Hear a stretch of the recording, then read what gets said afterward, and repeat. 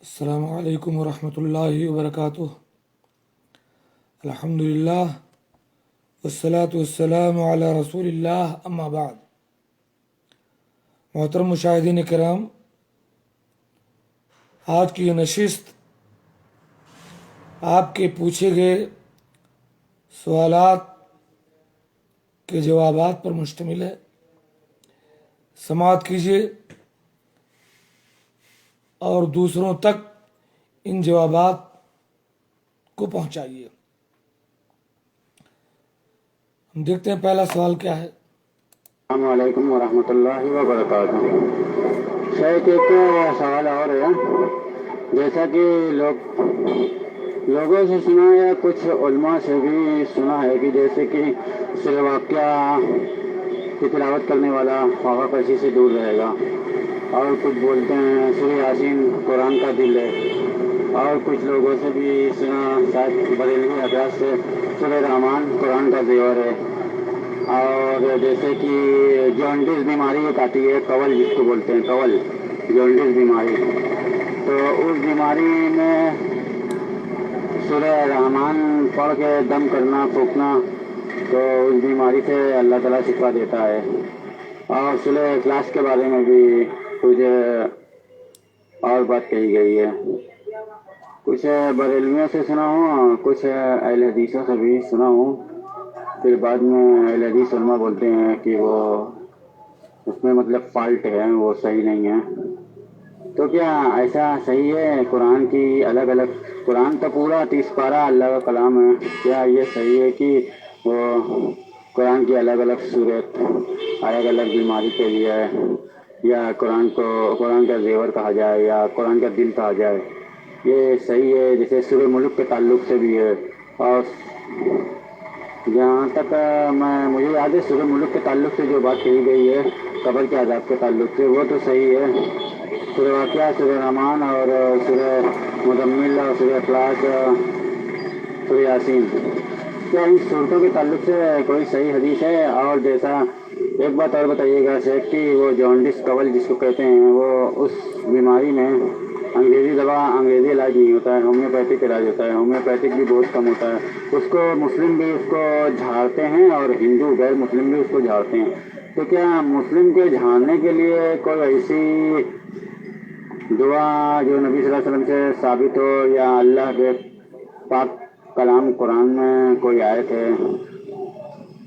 شیخ تھوڑا بتائیے گا، وضاحت کریے گا، جزاک اللہ خیر۔ وعلیکم السلام ورحمۃ اللہ وبرکاتہ۔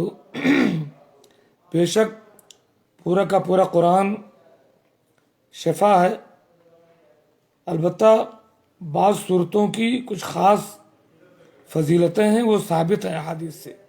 جیسے سورۃ الملک آپ نے کہا، اس کی فضیلت ثابت ہے۔ سورہ اخلاص کی فضیلت ثابت ہے، جیسا کہ آپ نے کہا۔ البتہ سورہ رحمان قرآن کا زیور ہے، یاسین قرآن کا دل ہے، سورہ واقعہ سے فاقہ نہیں آتا ہے، ایسی کوئی صحیح حدیث ثابت نہیں ہے۔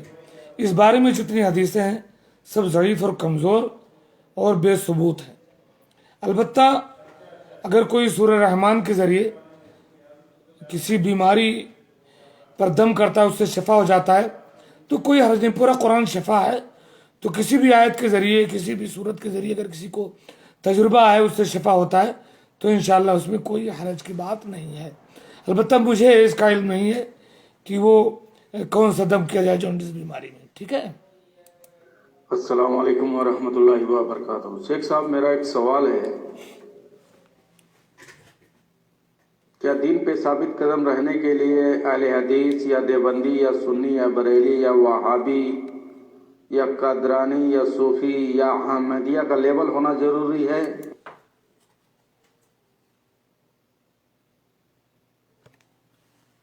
دین پر ثابت قدم رہنے کے لیے پہلی بات تو آپ نے یہ فالٹ کیا کہ قادیانی اور احمدیہ کو بھی دین میں شامل کر دیا۔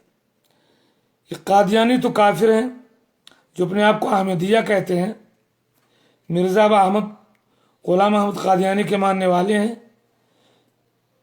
ایک مسلمان کا عقیدہ ہے کہ محمد رسول اللہ صلی اللہ علیہ وسلم اللہ کے آخری رسول ہیں، خاتم النبیین ہیں، آپ کے بعد کوئی نبی نہیں آئے گا۔ اب جو کوئی دعویٰ کرے کہ آپ کے بعد بھی نبوت باقی ہے، مرزا غلام احمد قادیانی کو یا کسی کو بھی اللہ کا رسول مانے، ایسے تمام لوگ کافر ہیں، تو ان کو آپ مسلمانوں میں شمار کیجیے۔ البتہ مسلمان رہنے کے لیے اپنے آپ کو حنفی، شافعی، نقشبندی، بریلوی ایسا کہنا ضروری ہے کیا؟ یہ آپ کا سوال ہے۔ تو قطعاً اپنے آپ کو ایسا کچھ کہلانا ضروری نہیں ہے۔ اصل چیز ہے قرآن کی اتباع، محمد رسول اللہ صلی اللہ علیہ وسلم کی صحیح احادیث کی اتباع، صحابہ کرام کی سمجھ اور ان کے فہم کے مطابق دین کو سمجھنا اور عمل کرنا، یہ اصل دین ہے۔ اس پر جو بھی عمل کرے گا وہی کامیاب ہوگا۔ اس لیے اللہ کے رسول صلی اللہ علیہ وسلم نے فرمایا تھا کہ بنو اسرائیل میں 72 فرقے تھے، میری امت میں 73 فرقے ہوں گے، سارے کے سارے جہنمی ہوں گے، صرف ایک فرقہ جنتی ہوگا۔ کسی فرقے کا اپنے کوئی خاص نام نہیں لیا اور فرمایا ما انا علیہ و اصحابی، وہ لوگ جنت میں جائیں گے جو میرے اور میرے صحابہ کے طریقے پر ہوں گے۔ لیکن چونکہ آج کل سب اپنے آپ کو مسلمان کہتے ہیں، تو اب آپ کون سے مسلمان بنو گے؟ بہک سکتے ہیں۔ اس لیے آپ کو ڈھونڈ کر کے مسلمانوں کے اہل سنت والجماعت کے جو طبقات میں جو لوگ قرآن و سنت سے زیادہ قریب ہیں، ایسے لوگوں کے اور ایسے علماء کے قریب ہونا چاہیے تاکہ آپ کو صحیح مسائل کا علم ہو سکے۔ کئی لوگ اہل حدیث کو بھی فرقہ شمار کرتے ہیں۔ اہل حدیث کوئی فرقہ نہیں میرے بھائی، مختلف فرقے کسی امام، کسی شہر، کسی شخصیت کی طرف منسوب ہیں، لیکن جو اپنے آپ کو سلفی یا اہل حدیث کہتے ہیں وہ کوئی فرقہ نہیں۔ اللہ تعالیٰ نے قرآن میں قرآن کو بھی حدیث کہا، اللہ کے رسول صلی اللہ علیہ وسلم کی بات کو بھی حدیث کہی گئی ہے۔ تو اہل حدیث کا مطلب یہ ہوتا ہے کہ وہ مسلمان جو اپنا منہج قرآن و سنت کو مانے اور صحابہ کرام کے فہم کے مطابق اپنی زندگی گزارے۔ ٹھیک ہے، السلام علیکم ورحمۃ اللہ وبرکاتہ۔ السلام علیکم ورحمۃ اللہ وبرکاتہ۔ سر ایک سوال ہے، ایک وراثت کے تعلق سے سوال ہے کہ 3 لڑکا 1 لڑکی ہے، اور لڑکا بھی شادی شدہ بال بچے والا، لڑکی بھی شادی شدہ بال بچے والی، 1 لڑکی 3 لڑکا، اور وہ مکان جو ہے اس کی وراثت جو ہے ایک مکان ہے، اس میں 3 اس کے بچے رہتے ہیں فیملی کے ساتھ الگ الگ ایک ہی مکان میں، اور وہ مکان لڑکا لڑکی جو والدہ ہیں ان کے نام سے مکان، وعلیکم السلام مکان ورحمۃ کا اللہ جو وبرکاتہ۔ ایگریمنٹ ہے ان کے نام سے وہ بلڈنگ ہے، تو ان کے نام سے وہ بلڈنگ ہے، وہ دنیا سے جا چکی ہیں، اللہ کو پیارے ہو چکی ہیں، تو اس میں صرف لڑکے کا حصہ بنے گا 3 لڑکے کا، یا لڑکی کا بھی حصہ بنے گا؟ مکان لڑکے کے والدہ کے نام سے ہے، تو میرا سوال یہ ہے کہ وہ اس میں مکان میں حصہ، وراثت میں حصہ لڑکی کا ہوگا یا صرف لڑکے کا ہوگا؟ تھوڑا بتائیے گا۔ 1 لڑکی 3 لڑکا ہے اور چاروں شادی شدہ ہیں اور والدہ فوت ہو چکی ہیں، والدہ کے نام پہ مکان میں ہے، بتائیے گا شیخ، جزاک اللہ خیر سے۔ ماں کے نام پر مکان ہے، 3 بیٹے ہیں، ان کی شادی ہو گئی ہے، بیٹی کی بھی شادی ہو گئی ہے اور ماں مر چکی ہے، تو ظاہر بات ہے جب بیٹوں کا بھی حصہ ہے بیٹی کا بھی حصہ ہے، چاہے باپ کی جائیداد ہو یا ماں کی جائیداد ہو، کسی کے بھی مرنے پر بیٹے اور بیٹیاں دونوں کا حصہ ہے۔ البتہ للذکر مثل حظ الانثیین، بیٹے کا جو حصہ ہوگا وہ 2 بیٹیوں کے برابر ہوگا۔ ٹھیک ہے، تو اب وہ جو وہاں کے علماء سے آپ معلوم کریں کتنی جائیداد ہے، کتنا حصہ آتا ہے۔ بہرحال بیٹیوں کا بھی حصہ ہے اور بیٹے کا بھی حصہ ہے، بیٹی کے ڈبل بیٹے کو ملے گا۔ ٹھیک ہے، تو جائیداد میں حصہ دونوں کا ہے۔ ٹھیک ہے، السلام علیکم۔ السلام علیکم ورحمۃ اللہ وبرکاتہ۔ اور مولانا صاحب کیا حال ہے؟ ٹھیک ہے مولانا صاحب، پہلے جو آپ بھیجے ہوئے تھے جیسے اپنے اوپر یا کسی کے اوپر جیسے دم کرنے کے لیے جو بتا رہے تھے، جھاڑ پھونک کرنے کے لیے اپنے آپ کے لیے یا دوسرے کے لیے، تھوڑا وہ پھر دوبارہ میرے واٹس ایپ پر بھیج دیجیے گا، مجھے ضرورت ہے۔ میں دوسرا موبائل نے لیا تو پھر وہ عرصہ اس میں سے وہ نکل گیا تھا. ٹھیک ہے بھیج دیجیے گا. السلام علیکم. وعلیکم ورحمۃ اللہ وبرکاتہ. شیخ جو یہ دعا ہے ایک بار آپ ذرا پڑھ دیجئے. ہم زیر زبر ہمارے پورے سمجھ میں نہیں آ رہا ہے، اس لیے پڑھنے میں دقت ہو رہی ہے. آپ پڑھ دیں گے تو ساری غلط فہمی دور ہو جائے گی. جزاک اللہ خیر. ٹھیک ہے صاحب، وہ دعا تو میں نے بھیج دیا تھا، لیکن فی الحال میں وہ پڑھ دے رہا ہوں. ٹھیک ہے.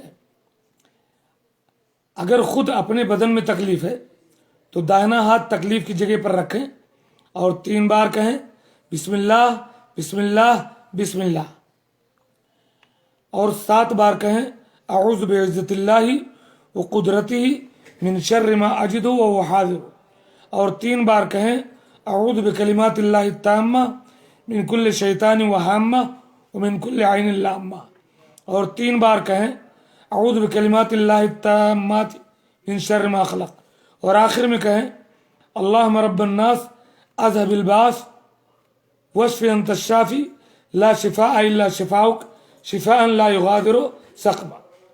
لیکن اگر کسی دوسرے مریض پر دم کرنا ہو تو اس کے بدن میں جہاں تکلیف ہے ہاتھ رکھیں، 3 بار بسم اللہ کہیں اور 7 بار کہیں اعیذک بعزت اللہ و قدرتی من شر ما تجد و تحاذر، 3 بار کہیں اعیذک بکلمات اللہ التامہ من کل شیطان و حامہ ومن کل عین لامہ، اور 3 بار کہیں اعیذک بکلمات اللہ التامات من شر ما خلق، اور آخر میں کہیں اللہم رب الناس اذهب الباس واشف انت الشافی لا شفاء الا شفاؤک شفاء لا یغادر سقما.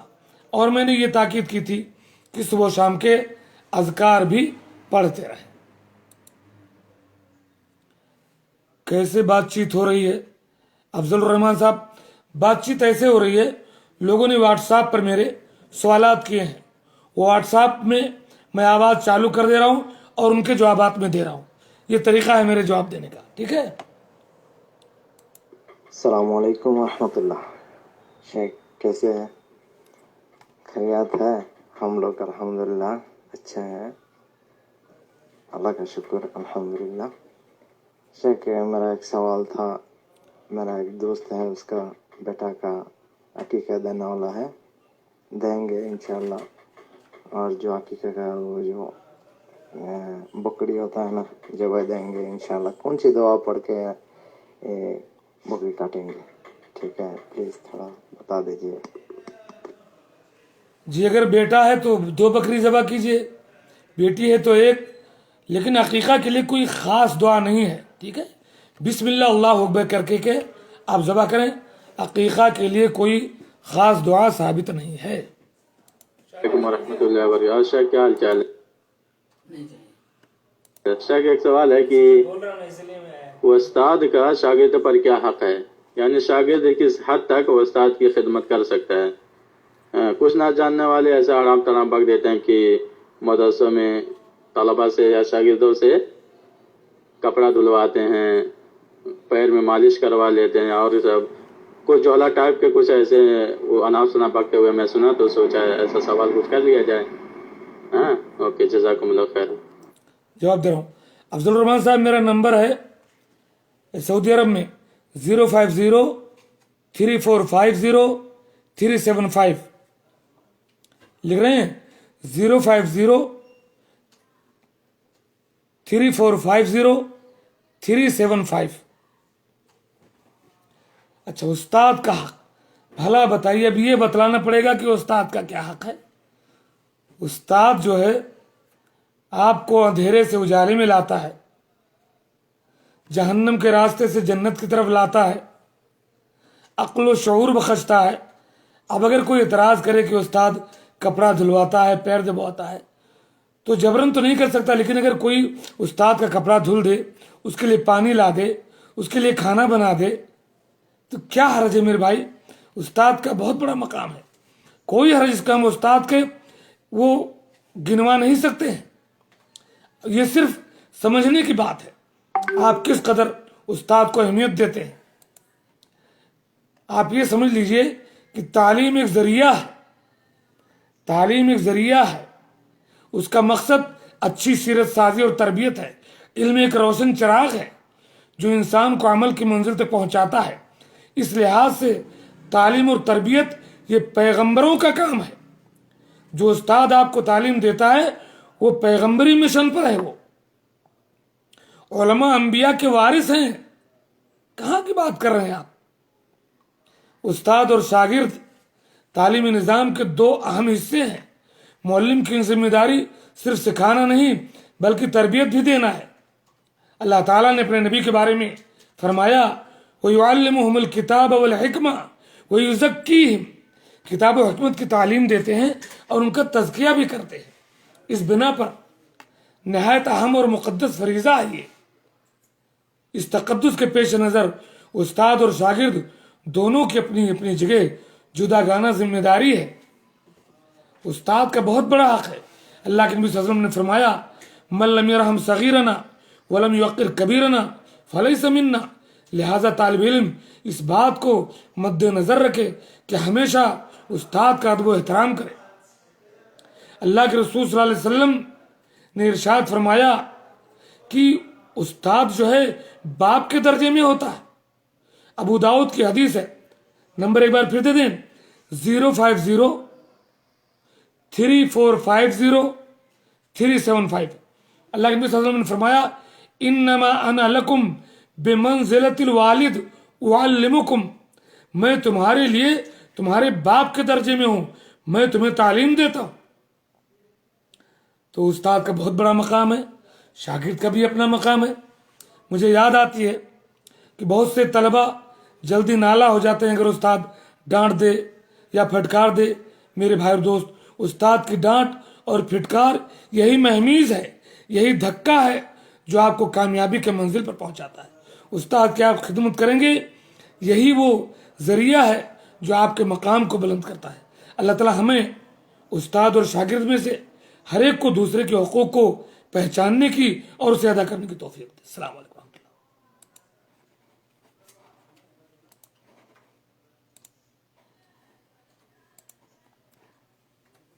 السلام علیکم ورحمۃ اللہ وبرکاتہ۔ اور شیخ صاحب کیسے ہیں؟ الحمدللہ، امید ہے کہ اچھے سے ہوں گے، خیریت سے ہوں گے۔ شیخ صاحب میرا ایک سوال ہے، جیسے کہ ہم نے وضو بنایا اور مسجد میں داخل ہوا تو ہم تحیۃ الوضو کا نیت کریں گے یا تحیۃ المسجد کا نیت کریں گے؟ یہ سب اگر پڑھ لیتے ہیں تو پھر کیا ہم سنت کی نیت کر کے 2 رکعت پڑھیں گے، جیسے کہ جوہر کی 4 رکعت ہے، عصر کا 4 رکعت ہے، عشاء میں 4 رکعت ہے؟ تو اس کے بارے میں تھوڑا سا وضاحت فرما دیجیے، کیونکہ تحیۃ الوضو، تحیۃ المسجد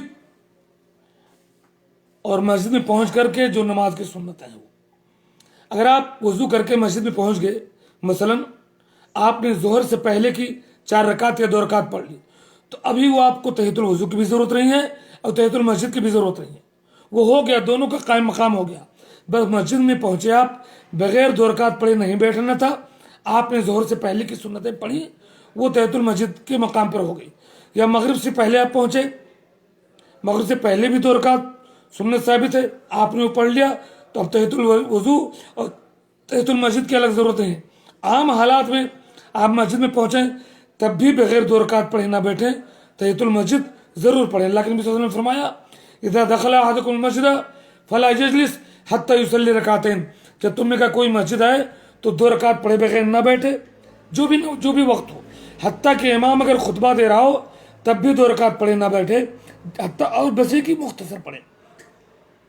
البتہ آپ کو اگر تحیۃ الوضو پڑھنا ہے، جیسے آپ نے گھر پہ وضو کیا، وضو کے بعد وقت ہے، آپ 2 رکعت پڑھ لیجئے۔ عام حالات میں آپ مسجد گئے، 2 رکعت جو ہے تحیۃ المسجد پڑھ لیجئے، ٹھیک ہے۔ السلام علیکم ورحمۃ اللہ وبرکاتہ۔ اور شیخ صاحب کیا حال ہے؟ خیریت سے ہیں؟ شیخ صاحب میرا ایک سوال ہے کہ ہم مسلمانوں کے لیے تو سود لینا بھی حرام ہے اور دینا بھی حرام ہے، تو اس طریقے سے اگر ہم جیسے کھیت باڑی لیتے ہیں تو ریحن اس کو بولتے ہیں، جو گروی پہ رکھتے ہیں، تو अगर हम उसको ले रहे हैं तो क्या वो भी हराम है? इसको वजाहत करिए, क्योंकि हमारे देखने में तो जब ये सूद हराम है तो ये भी मुमकिन हराम होगा। उनका तरीका क्या, मुझे तफसील से पहले बताएं, कैसे लेते हैं, कैसे वापस करते हैं, क्या करते हैं?